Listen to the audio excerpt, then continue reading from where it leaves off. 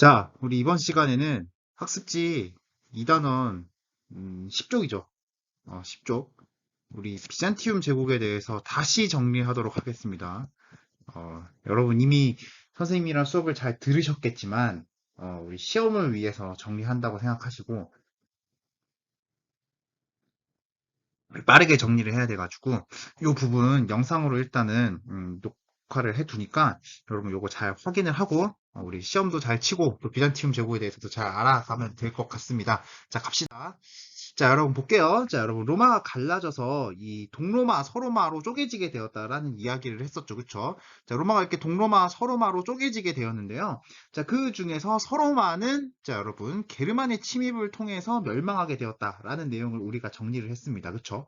자, 반대로 동로마 같은 경우에는 앞으로 1000년 동안 계속 더 잘 살았다라는 내용을 이야기했었는데요. 서로마는 472년에 멸망하거든요.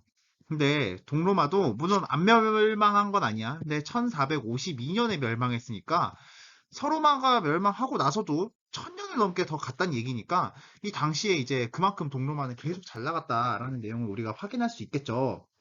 자, 그런데 문제가 뭐였냐면은 이 서쪽에 사는 사람들은요. 여기 이 서쪽 지도에 잘 보면은 이 로마라고 하는 동네를 찾을 수가 있어요. 한번 찾아볼까?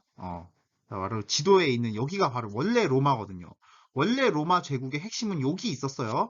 자, 그런데 그냥 동로마가 이 로마가 마음에 안 든다고 해서 동쪽의 콘스탄티노폴리스로 수도를 옮겼을 뿐입니다. 자, 그래서 이 서쪽에 사는 사람들은 뭐라고 생각을 했느냐? 이 동쪽 로마는 로마를 버린 나라다. 그래서 여기를 로마라고 부른다는 게 왠지 자기들 마음에 들지 않는 거야. 그래가지고 이 서쪽에 사는 사람들은요, 이 동로마라고 부르지 않고 이곳을 예전 이제 콘스탄티노폴리스의 원래 이름이 비잔티움이었거든요. 그래서 비잔티움에 세운 제국이다라고 해서 그냥 비잔티움이라고 불렀어요. 자기네 나라 스스로는 사실 로마라고 불렀지만은 이후에도 결국 이 비잔티움이라고 하는 이름이 완전히 정착이 돼가지고 우리도 이번 수업 시간 때는 이 비잔티움 제국이라는 이름으로 이 나라에 대해서 알아보도록 하겠습니다. 알겠죠? 자, 볼게요. 자, 여러분, 서유럽 같은 경우에는요, 그, 나라가 망했죠, 그쵸? 이 서로마가 멸망을 하게 되면서 황제라고 하는 자리가 사라져버렸다, 그치? 자, 황제라고 하는 자리가 사라지게 되면서 교황이 굉장히 많은 권력을 손에 넣게 되었다라고 이야기를 했어요. 황제처럼 어마어마한 권력을 가진 사람이 없으니까 반대로 교황이 상당히 많은 권력을 가지게 된 거죠, 그쵸? 자, 그랬는데 여러분, 동로마, 비잔티움 제국 같은 경우에는 사실 나라가 망한 적이 없어요. 나라가 망한 적이 없기 때문에 황제가 그런 어마어마한 권력을 잃어버릴 일도 없었습니다. 자, 그래서 여러분 있잖아요. 이 동로마 비잔티움 제국의 황제는 일반적으로 황제가 가지고 있는 정치적인 권력은 당연히 가지고 있고, 그 다음에 군대를 끌고 다니는 것도 역시 당연히 가지고 있고, 그 다음에 플러스로 종교 역시 황제가 통제하고 있었습니다. 자, 여러분 기억나는지 모르겠는데 서쪽 지역 원래 로마가 처음 생겼을 때도 자, 일반 사람들이 교회에 다니고 싶으면, 일단은 교황을 만나고, 그 다음에 황제가 교황을 임명해주고, 그 다음에 하나님을 만나는 이런 체계로 이루어져 있었죠? 근데 황제가 사라지니까 교황권이 세진 거야. 근데 여기는, 황제가 없어질 일이 없으니까 사람들이 당연히 교회에 갔다가, 황제를 통해서 그 다음에 하나님을 만나게 된다는 거죠. 그쵸? 자, 그러니까 아무래도 이 황제의 권한이 계속 세진 상태였고, 황제가 교회를 통제하고 있었기 때문에 비잔티움 제국 같은 경우는 황제 아래에 교회가 있었다라고 여러분이 생각하시는 게 좋습니다. 그죠? 자, 이렇게 나라가 망하지 않고 계속 안정된 상태로 잘 있다 보니까 이 나라 여기저기에 장사하러 모이는 사람도 많았고요. 그래서 이 당시에 비잔티움 제국 수도였던 여기, 자, 여러분 보이죠? 콘스탄티노폴리스 같은 경우에는 이 굉장히 사람들이 많이 살아가지고요. 당시에 40만 명 정도의 인구가 살았다라고 전해져 내려오고 있습니다. 알겠죠?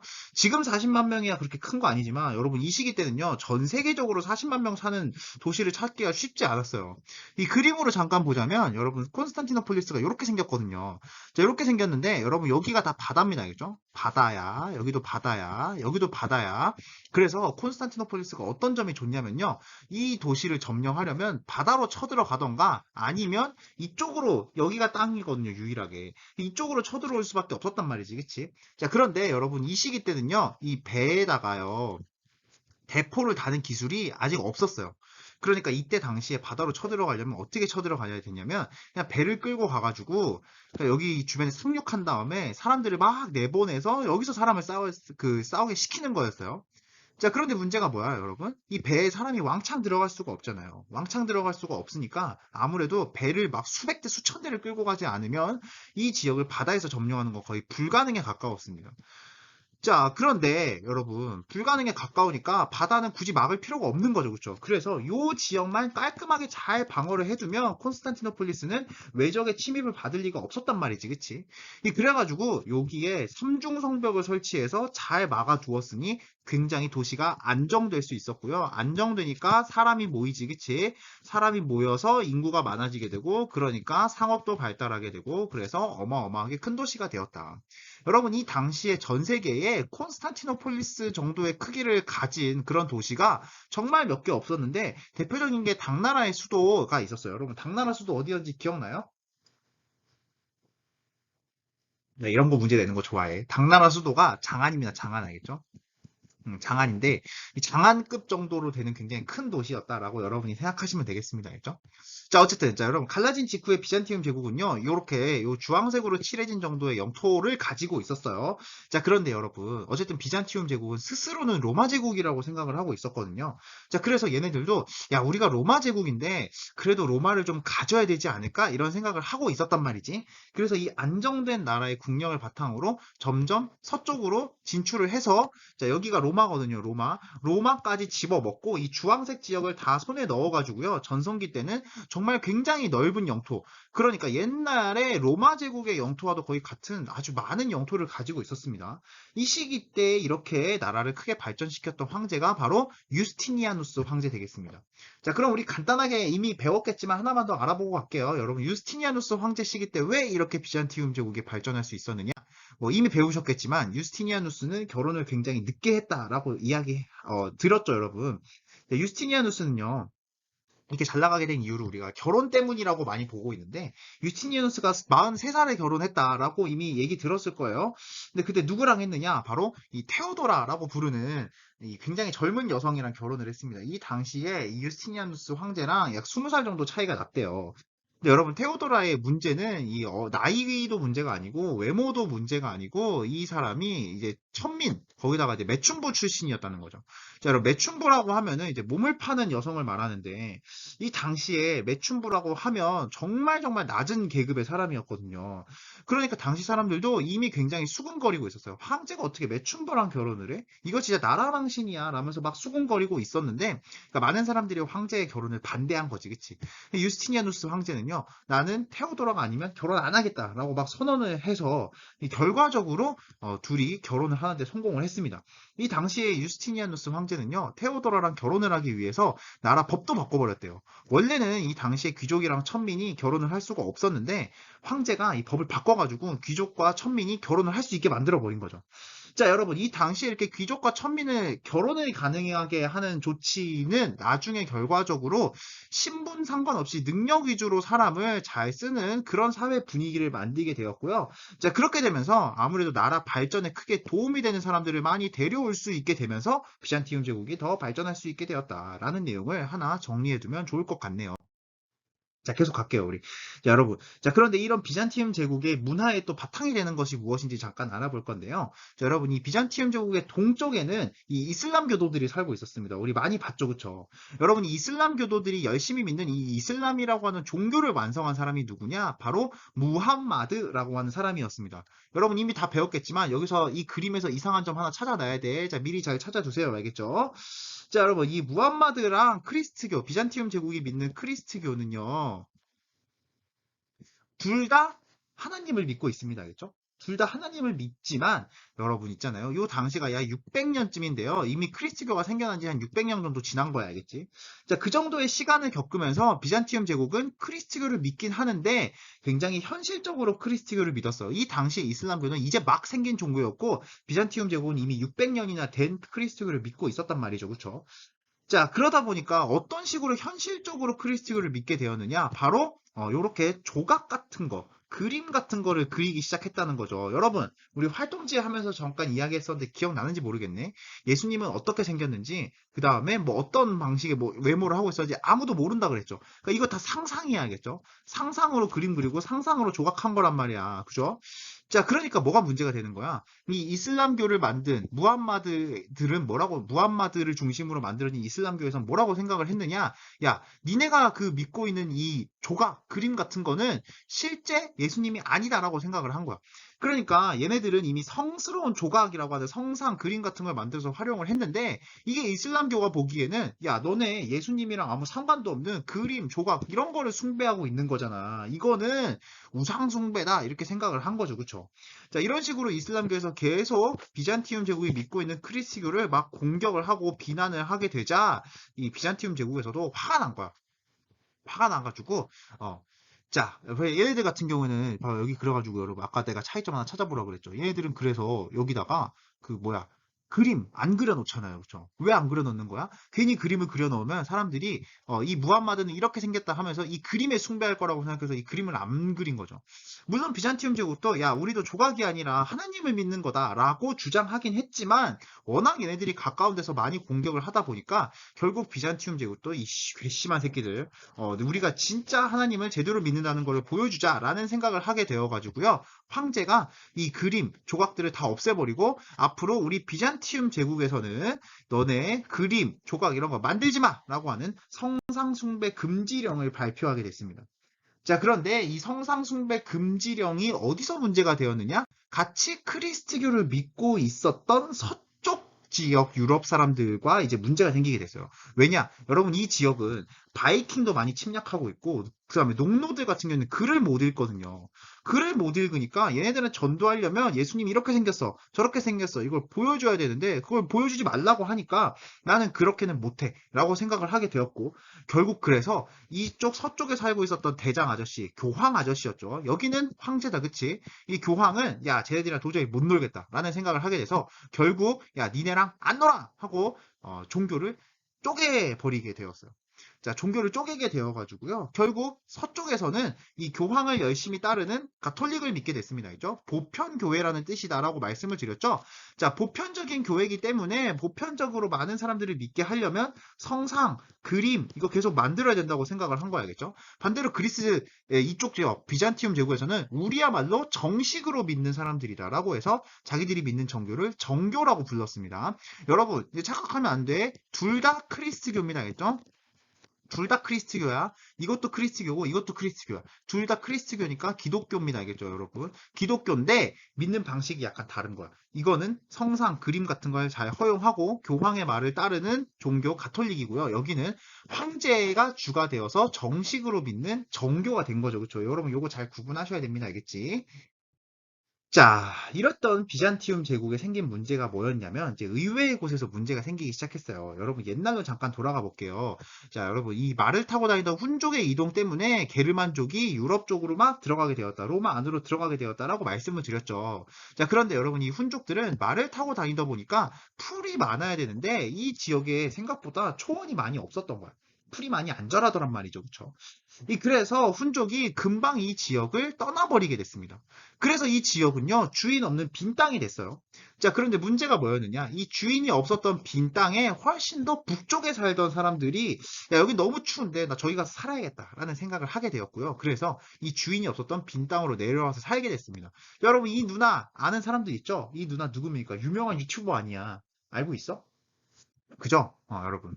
소련 여자 누나지, 그치? 소련 여자 누나. 소련 여자 누나인데, 이 소련 여자 누나와 같은 종족의 사람들이 당시에 비잔티움 북쪽으로 내려와서 살게 됐습니다. 이런 사람들을 우리가 슬라브족이라고 부르고 있습니다. 슬라브족. 자, 이 슬라브족이 비잔티움 제국 북쪽으로 내려오면서 점점 비잔티움 쪽을 압박하게 되었고요. 남쪽에서는, 동쪽에서는 아까 봤던 것처럼 이 이슬람 교도들이 와가지고 계속 비잔티움 제국 쪽을 침입하게 되면서 비잔티움 제국의 영역이 점점 줄어들고 나라가 쇠퇴하게 되었습니다. 자, 여러분 이렇게 이 이슬람 세력이 계속 비잔티움 제국 쪽을 침입을 하게 되자 이 비잔티움 제국은 안 되겠다 싶어가지고 서쪽에 크리스트교를 같이 믿는 친구들, 물론 우리는 지금 정교를 믿고 있고 얘네들은 가톨릭을 믿고 있긴 하지만 어쨌든 서쪽의 친구들한테 도움을 요청하게 되었습니다.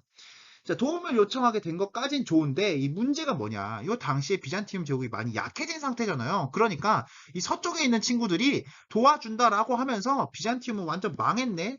야, 그러면 비잔티움 좀 털어먹어도 되지 않을까라는 생각을 하게 되면서 도와준다고 해놓고서는 비잔티움 제국을 막 약탈하기 시작했습니다. 여러분, 이 당시에 비잔티움을 도와주러 갔던 군대를 십자군 군대라고 부릅니다. 우리 다음 시간에 살펴보겠습니다. 다음 시간에 살펴볼 건데 이 십자군 군대가 비잔티움 제국을 도와주겠다고 해놓고서는 오히려 굉장히 약탈을 하게 되면서 비잔티움 제국 세력은 더더욱 약해지게 되었고요. 이렇게 왕창 약해진 비잔티움 제국을 이슬람 세력들 중에서 오스만 제국이라고 하는 나라가 결과적으로 최종적으로 비잔티움 제국을 완전히 박살을 내게 됨으로써 결국 비잔티움 제국은 멸망하게 되었다. 자, 비잔티움 제국은 이렇게 멸망했다는 거 하나 확인하시고요. 자, 우리 학습지 마무리 정리하고 그다음에 나머지 내용 정리하고 이제 마치도록 합시다. 자, 볼게요. 자, 여러분, 비잔티움 제국의 황제가 정치, 군사, 그다음에 종교적 권한까지 다 가지고 있었다는 거. 자, 이게 서쪽 유럽 지역이랑은 다르다, 그치? 왜? 서유럽 지역은 교황 파워가 어마어마하게 셌으니까요, 그죠? 자, 수도 콘스탄티노폴리스가 크게 성장을 했고 전성기는 유스티니아누스 황제 시기에 자, 그 다음에 교회가 성상 숭배 문제로 분열하게 되었고요. 로마 가톨릭은 성상을 찬성했고 그리스 정교는 성상을 금지했다. 자, 그러다가 나중에 오스만 제국에 멸망했다는 것까지 자, 우리 정리를 했었죠. 자, 정리 잘 하시고 우리 다음 비잔티움 제국의 컬처 문화로 넘어가도록 하겠습니다. 자, 여러분, 비잔티움 제국의 문화를 보면요. 이 지역이 어디, 나라가 어디에 위치했는지 봐야 됩니다. 자, 기본적으로 여기는 옛날에 그리스가 있었던 지역이에요. 그쵸?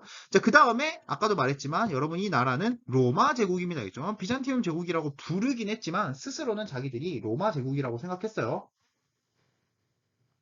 그러니까 당연히 문화 안에 로마틱한 요소가 많이 남아 있습니다. 그죠?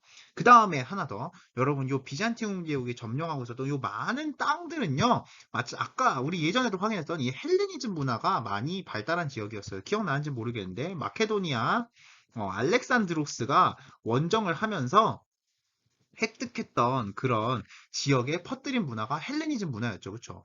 자, 이게 많이 정착되어 있는 그런 지역이었기 때문에 이 당시에 비잔티움 제국의 문화는요. 그리스 문화, 그다음에 로마 문화, 그다음에 헬레니즘 문화가 다 짬뽕이 된 그런 문화 형태를 가지게 됐습니다. 이걸 우리가 비잔티움 문화라고 보고 있습니다. 그렇죠? 자, 여러분, 비로마 문화라고 하면 가장 여러분이 많이 기억하셔야 되는 게 바로 실용적인 문화다라는 거였죠. 그렇죠? 실용적이라는 게 어떤 거냐면 통치에 크게 도움이 되는 것들을 발전시켰다라고 할 수 있겠는데요. 요 당시에 넓은 땅을 효율적으로 통치하기 위해 로마가 꼭 필요했던 게 바로 법이었죠. 법. 자, 그래가지고 이 당시에 유스티니아누스가 법을 쫙 정리를 해서 요것만 딱 알면 너희 로마에서 잘 살 수 있다라는 거를 가르쳐 주곤 했었다라고 했었죠. 유스티니아누스 법전 하나 기억해 두시고요. 그 다음에 또 비잔티움 제국의 문화가 또 인류 역사에 큰 영향을 하나 끼치게 되는데 그걸 잠깐 확인해 보도록 할게요. 자, 여러분, 비잔티움 제국이 위치했던 데가 바로 그리스 지역이라고 이야기했었죠. 자, 기억하나 모르겠네. 여러분, 자, 그리스 문화라고 하면은 꼭 기억해야 되는 게 그리스 문화는 이것 중심이다라고 하는 거 여러분 꼭 기억해야 된다라고 했습니다. 자, 그리스 문화는 뭐 중심이었어?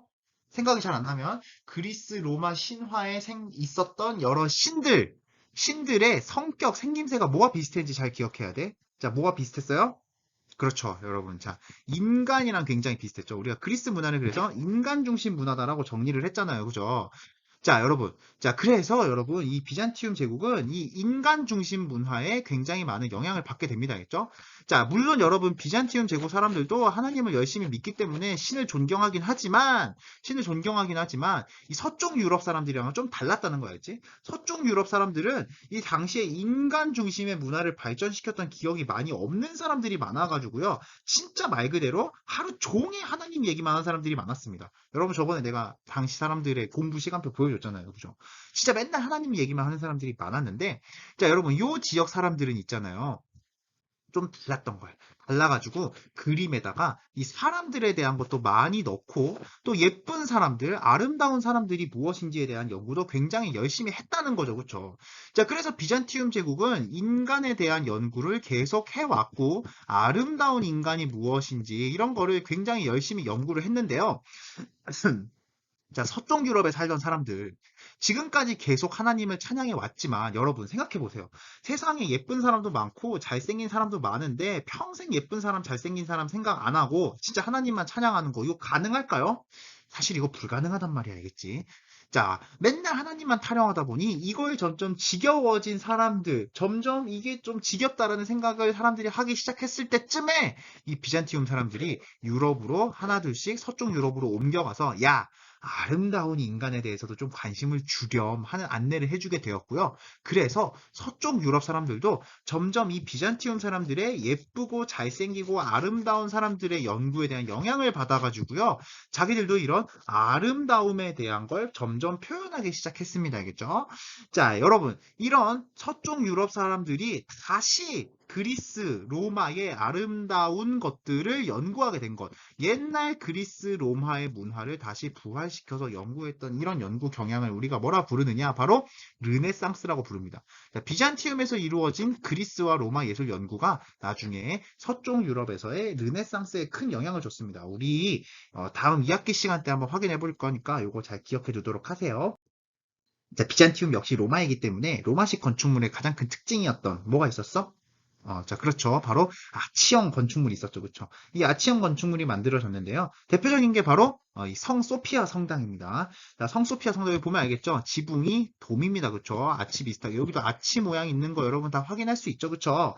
자, 여러분 성 소피아 성당 안에 보면은 이렇게 돼 있습니다. 역시 돔으로 만들어졌기 때문에 안에 기둥이 많이 없죠.